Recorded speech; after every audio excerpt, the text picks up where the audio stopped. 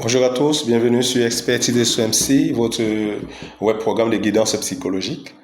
Aujourd'hui, nous voulons parler des comportements dépravés de nos enfants, en l'occurrence nos adolescents, en milieu scolaire. Dans le cadre de cet échange ou bien de ce speech, nous allons discuter autour de 4 articulations. La première articulation, c'est réellement la situation dans nos écoles aujourd'hui. Nous allons aborder après le lien entre la psychologie et l'éducation. Nous allons voir quels sont les apports de la psychologie à l'éducation, qu'est-ce que la psychologie peut apporter, ou bien qu'elle a des disponibles pour l'éducation. Et enfin, nous allons voir comment est-ce que de façon concrète, on peut accompagner nos enfants et nos adolescents en milieu scolaire. La situation, c'est quoi? La situation, bien entendu, c'est tout simplement que, vous comme moi, vous le savez, l'école aujourd'hui, c'est bon nombre d'enfants qui consomment les substances psychoactives. C'est beaucoup de scènes de pornographie qui ont été à un certain moment assez sanctionnées par des responsables du système éducatif.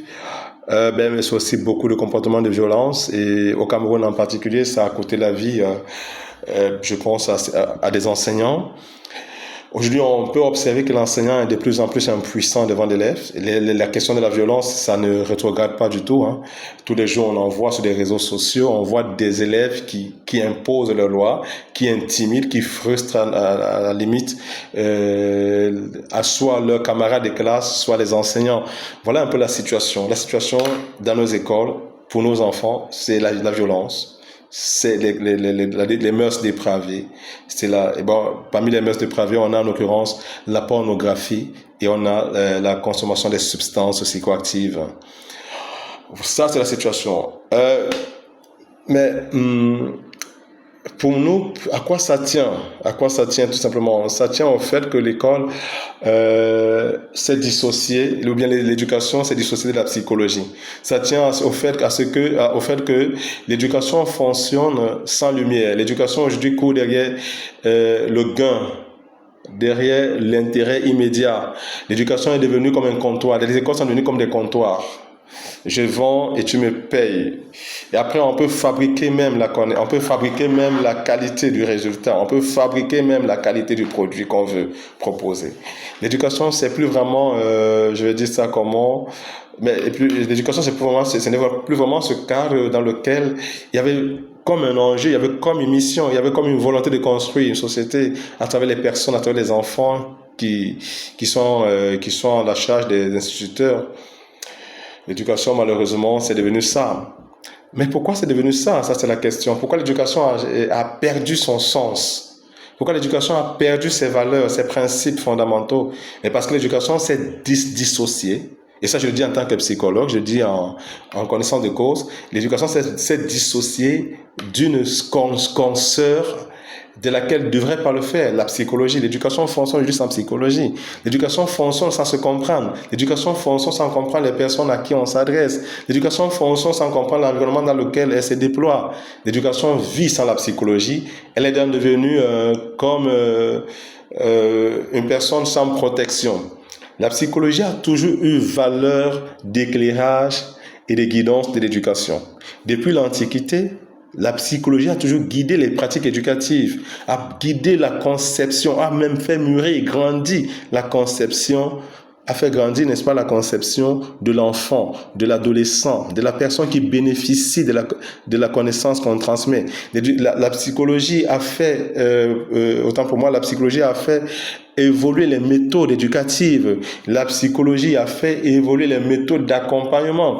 Mais si l'éducation se départe, n'est-ce pas, de la psychologie, ça veut dire qu'elle cesse d'évoluer. Elle devient dans un champ ou bien un espace comparable à la jungle. Alors, qu'est-ce que la psychologie peut concrètement ou a concrètement toujours apporté à l'éducation? Je viens de le dire, la psychologie a amélioré les pratiques éducatives. La psychologie a amélioré les techniques éducatives. La psychologie a amélioré la conception même de la personne ou bien la compréhension du bénéficiaire de l'éducation. La psychologie a permis à l'éducation d'améliorer ses propres contenus. Vous voyez que la psychologie, l'éducation avec la psychologie, c'était vraiment un couple assez fort. Mais du moment où l'éducation devient plutôt un espace commercial, un espace où c'est le pécunier qui compte, Ah bien, mais vous comprenez que si on commence à sacrifier ces valeurs, on devient un sous-homme. L'école est de moins en moins un espace de socialisation, de construction de la personne. C'est un espace commercial. Et qui dit commercial dit le bénéfice revient au plus offrant. Parfois, le plus offrant, c'est... Ben, allez fouiller vous-même. C'est ça tout le monde le sait. L'enfant de tel, et après, qu'est-ce que ça donne? Comment les notes se fabriquent? Pourquoi est-ce qu'on fabrique les notes? Pour ne pas perdre la clientèle, etc., etc., etc. Alors, qu'est-ce que la psychologie peut faire aujourd'hui pour aider le système éducatif? Je crois que ça, c'est une question essentielle. C'est peut-être à cette question que je voudrais répondre aujourd'hui. Je pense que la psychologie veut reproposer. Il y a une urgence que la psychologie repropose aujourd'hui à nos systèmes éducatifs, ces différentes spécialisations dans l'intérêt du système éducatif. Un système éducatif qui évolue sans psychologie est une jungle. Pour reconstruire le système éducatif, il faut inviter le système éducatif à se retourner vers la psychologie et à recapitaliser, n'est-ce pas, ses apports. Comme cela l'a toujours été. Toute l'histoire de l'éducation, en fait, c'est une histoire qui ne s'est pas faite sans la psychologie.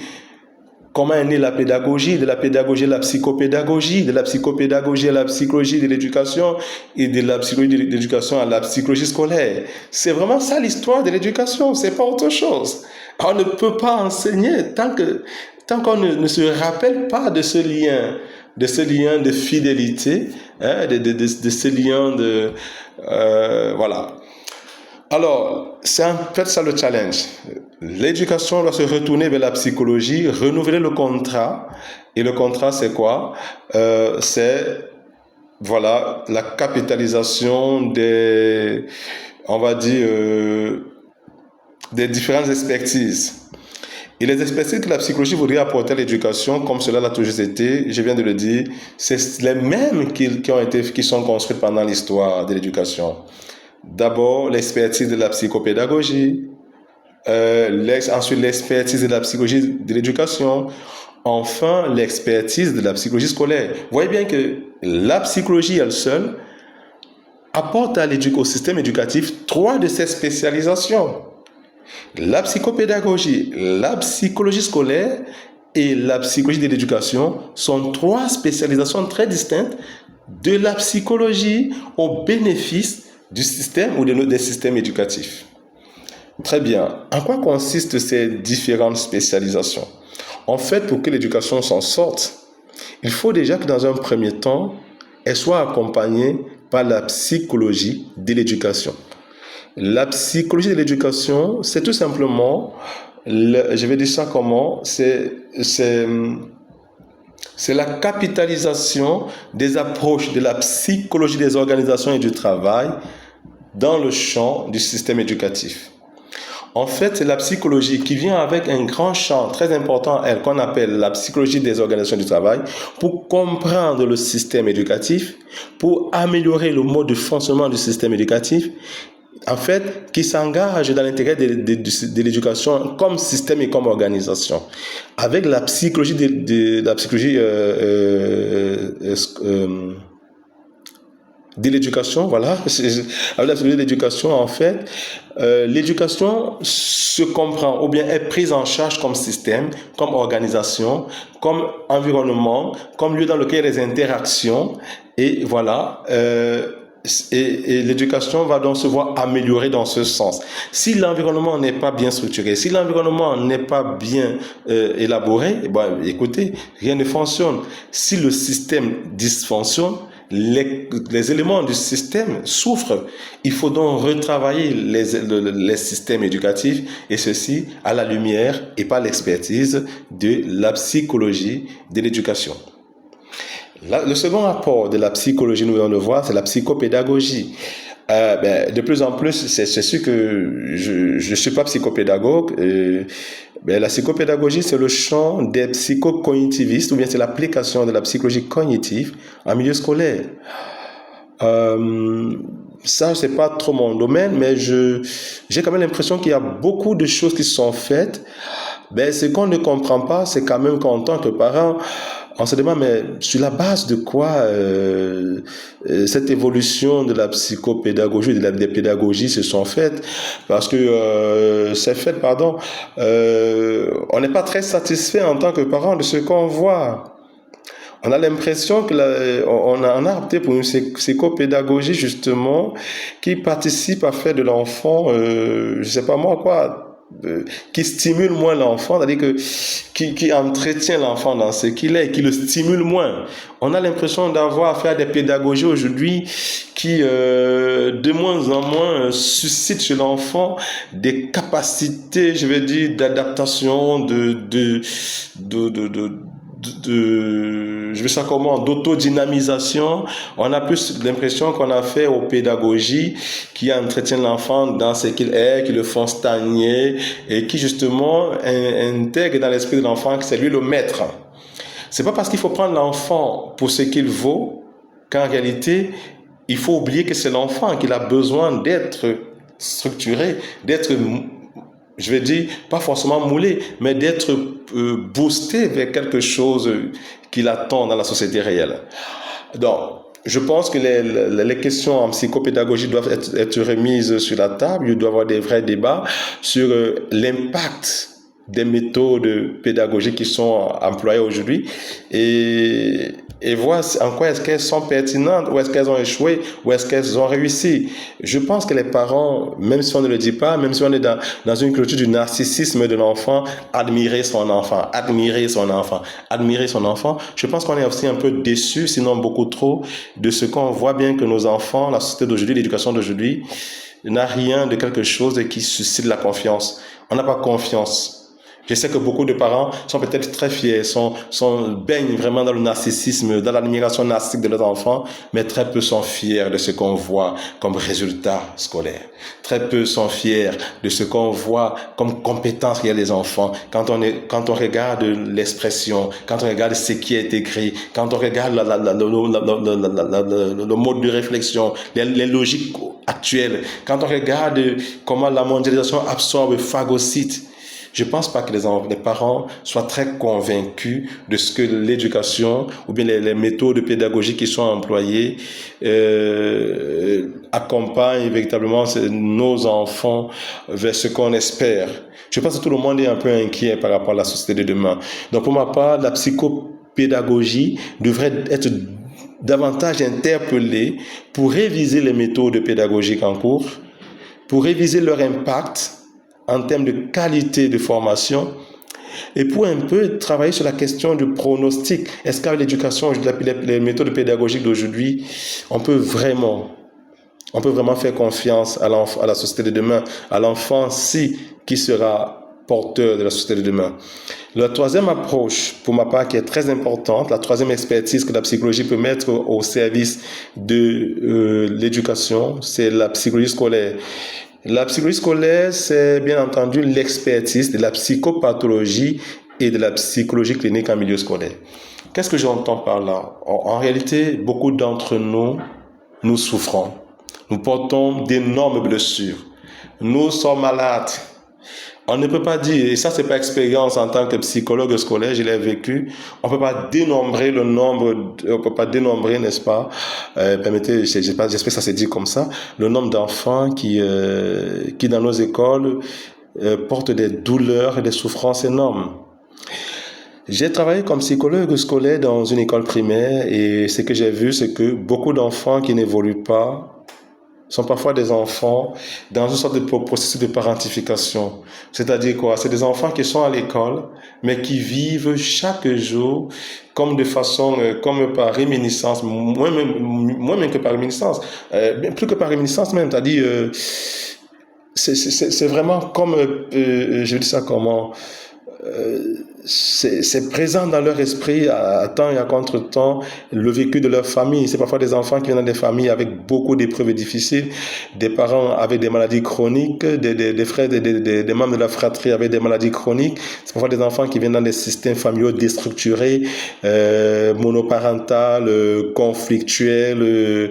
C'est parfois des enfants qui sont objets d'adoption et qui dans les milieux dans lesquels ils sont adoptés sont pas bénéficiaient de protection, au contraire de maltraitance, de malveillance, de rejet, d'exclusion, et qui sont marqués comme par le sentiment d'un certain désaveu.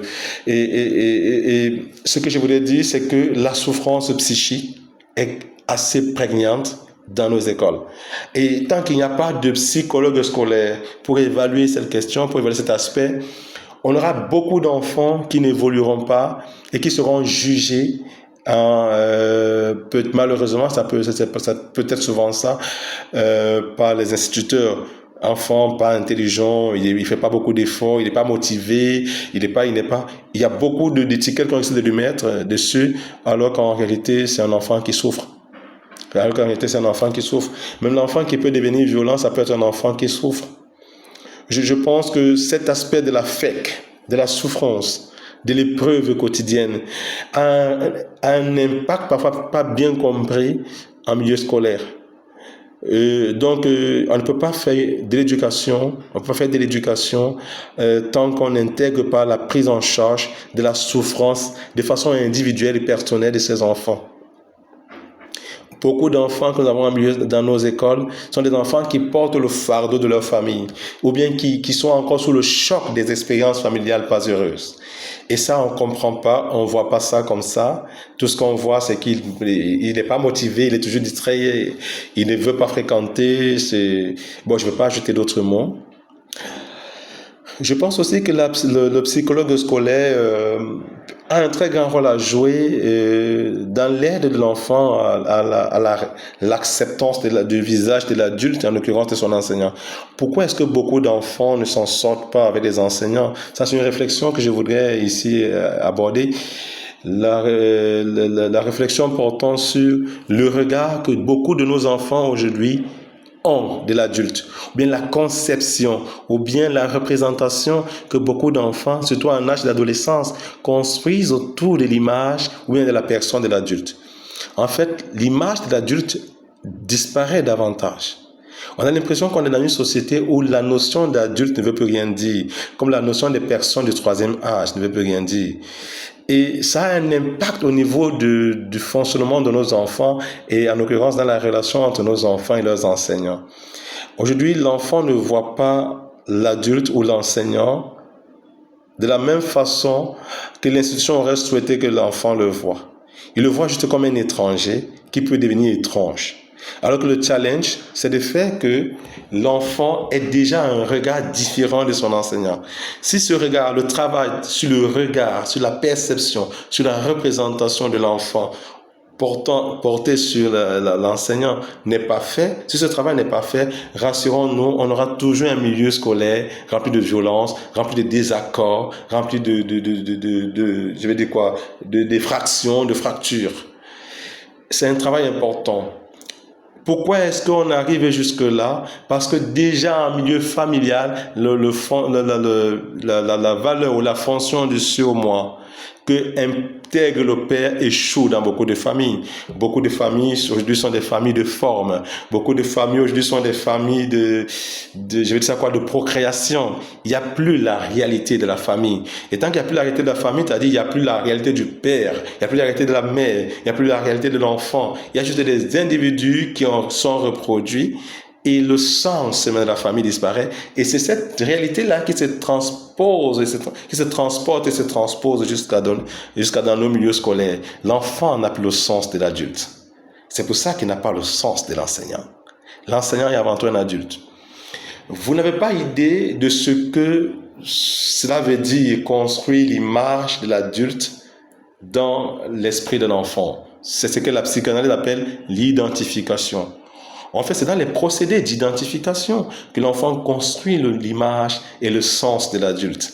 Ces procédés échouent de plus en plus dans notre société. On est dans une société où on favorise plus l'introjection et où on amène les gens à stagner à ce que la psychanalyse a appelé le narcissisme primaire. Donc il y a tout ce travail-là qui doit être fait par des psychologues scolaires dans nos écoles.